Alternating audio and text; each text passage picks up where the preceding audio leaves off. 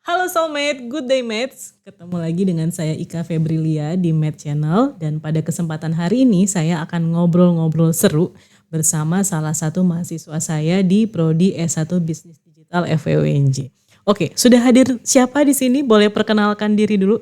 Good day mates, kenalin aku Tina Arianti dari Bisnis Digital kelas C angkatan 2022. Hari ini aku bakal ikut sama Bu Ika nih buat ngebahas faktor yang mempengaruhi perilaku konsumen yang utamanya tuh ada di brand Martha Tilaar yang dia tuh berdirinya tahun 1970 di Menteng, Jakarta Pusat. Oke, Tina Arianti ya. Panggilannya Iya, Bu. siapa? Panggilannya Ine, Bu. Ina, oke. Ina apa kabar? Saya tanya kabar Baik, dulu Ibu. nih. Baik ya? Alhamdulillah. Ibu gimana? Alhamdulillah. Apa kabar? Saya juga alhamdulillah sehat Ina. Nah Ina tadi seperti yang Ina sudah sampaikan nih Soulmate, kita akan ngobrol-ngobrol tentang perilaku konsumen di Martha Tilaar ya Ina ya. Iya, Bu. Oke, nah Ina boleh nggak cerita sedikit kenapa sih Martha Tilaar ini begitu menonjol ya, terutama di industri kecantikan dan kosmetika? Boleh ceritain dulu nggak? Kalau menurut aku ya, kenapa sih si Martha Tilaar ini bisa menonjol banget di bidang kecantikan itu karena adanya tradisi, Ibu. Jadi Martha Tilaar ini punya pondasi yang kuat di kearifan lokalnya. Kayak mereka itu bukan cuman produk doang, tapi juga ngebawa kecantikan tradisional Indonesia ke dalam perhatian dunia. Oke, dan saya setuju ya. Satu hal yang mungkin jadi poin plusnya Martha Tilaar adalah bagaimana caranya mereka memadukan antara tadi ya kearifan lokal, kemudian budaya, sama inovasi-inovasi yang sifatnya modern. Ya, jadi cara mereka meramu bahan alami sehingga akhirnya menjadi produk-produk kecantikan itu sangat luar biasa. Ya. Betul, Bu. Dan Martha Tilaar di sini juga membuktikan bahwa kecantikan dan perawatan diri itu bisa didapat dari bahan-bahan yang alami gitu ya, tapi juga tetap tidak meninggalkan teknologi di era sekarang gitu ya. Nah oke, Ina boleh ceritain sedikit nggak? Ina kalau misalnya beli satu produk itu biasanya pertimbangan utamanya itu dari faktor apa?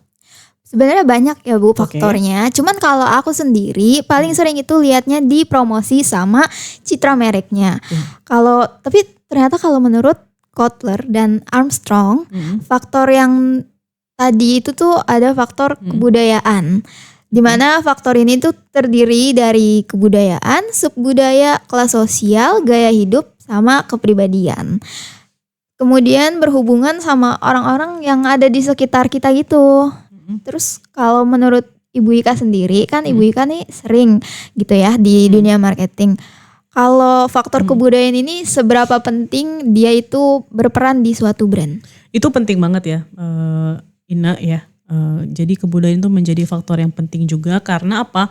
Karena kalau misalnya brand tidak bisa beradaptasi dengan budaya yang ada di tempat mereka dipasarkan, itu biasanya mereka akhirnya kan jadi nggak bisa diterima ya sama masyarakat. Jadi makanya kemudian brand atau perusahaan itu harus bisa adapt sama kebudayaan di tempat mereka dioperasikan. Oke. Ternyata faktor ini tuh penting ya buat sebuah brand. Tapi kalau di luar faktor budaya itu juga ada faktor-faktor yang lain ternyata setelah saya baca-baca. Ada faktor kualitas, promosi, citra merek, sama brand awareness. Kalau kualitas ya seperti yang udah kita semua tahu, kalau misalkan kualitas suatu barang ini bagus, berarti kan orang-orang bakal terus-terusan beli karena udah tahu lah kualitasnya udah oke gitu. Apalagi Martha Tilaar ini kan brand make up, skincare, body care yang itu tuh dipakai untuk sehari-hari kegunaannya.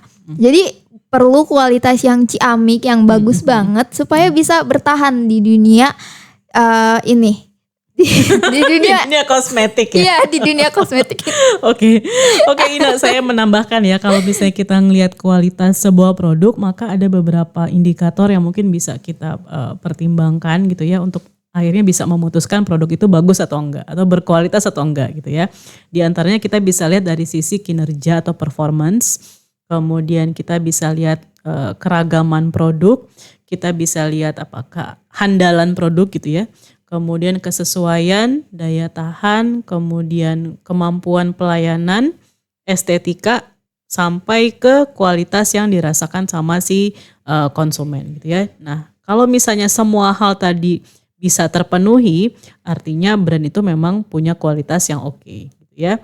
Nah, sekarang saya mau tanya, Ina pernah nggak ngerasa membeli sebuah produk yang dari sisi kualitas kok kayaknya kurang oke ya gitu? Pernah nggak Ina? Aku dulu pernah Bu, Pernah ya? karena sebelumnya nggak ngerti yang namanya kualitas yang bagus itu seperti apa. Yang penting harganya murah meriah aja, terus ya udah beli Iya. gitu. Dan ternyata tuh memang beda banget. Kalau yang harganya memang agak pricey tapi kualitasnya bagus itu tuh masih worth it. Kalau ya ini kalau yang murah tuh suka cepet rusak, cepet Iya. hilang mungkin kualitasnya turun. Jadi emang ada harga tuh ada kualitas. Cuman selain harga ada juga faktor promosi. Nah, Ibu Ika kan udah lama sebagai orang marketing. Oke. Kalau menurut Bu Ika, promosi yang baik itu harusnya seperti apa, Bu? Oke, kalau menurut saya ada beberapa faktor ya yang membuat promosi itu jadinya akhirnya naik gitu ya. Yang pertama, target audiens itu harus jelas gitu ya. Kita tuh mau promosinya ke siapa. Kemudian kita harus paham tentang demografi, kemudian preferensi, kemudian kita harus membuat promosi itu yang efektif dan relevan sesuai ya, sesuai dengan target pasar kita. Kemudian desain untuk promosi juga merupakan sesuatu yang tidak bisa dilewatkan begitu saja. Iya, Bu. Gitu ya, tampilan secara visual ya Ine ya, karena kan orang pertama kali tuh pakai panca inderanya pakai mata gitu ya. Iya. Jadi kalau misalnya promosinya kurang oke dari sisi visual, akhirnya nanti berdampaknya ke penjualan si produknya gitu ya. Kemudian pesan yang disampaikan juga harus unik, kemudian mudah diingat, kemudian harus apa ya?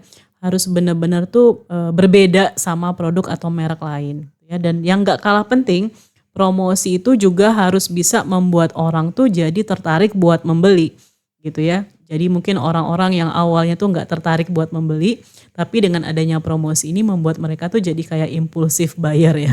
Jadi pengen jadi pengen beli beli gitu. ya. Jadi promosi harus seperti itu, harus bisa menarik orang yang mungkin awalnya tidak berniat untuk membeli jadi akhirnya membeli gitu ya.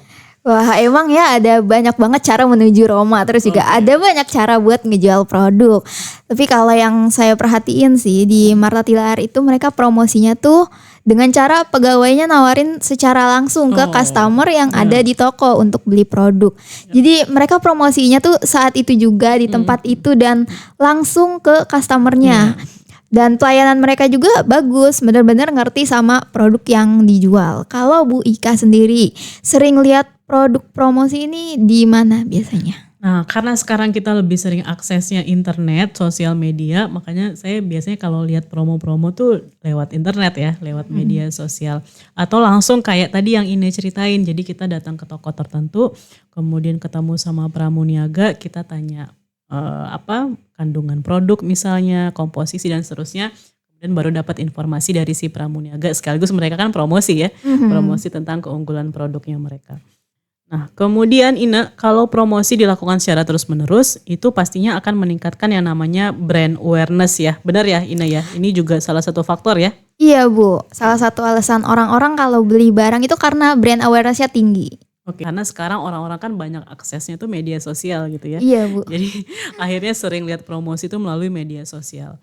Kemudian, nah ini kalau misalnya promosi dilakukan secara terus-menerus, nggak hanya promosi di media sosial, bisa melalui iklan, kemudian lain-lain ya, melalui TV dan seterusnya, ini akan pada akhirnya akan membuat konsumen tuh akan inget terus sama Iya, Bu. produk yang dipromosikan.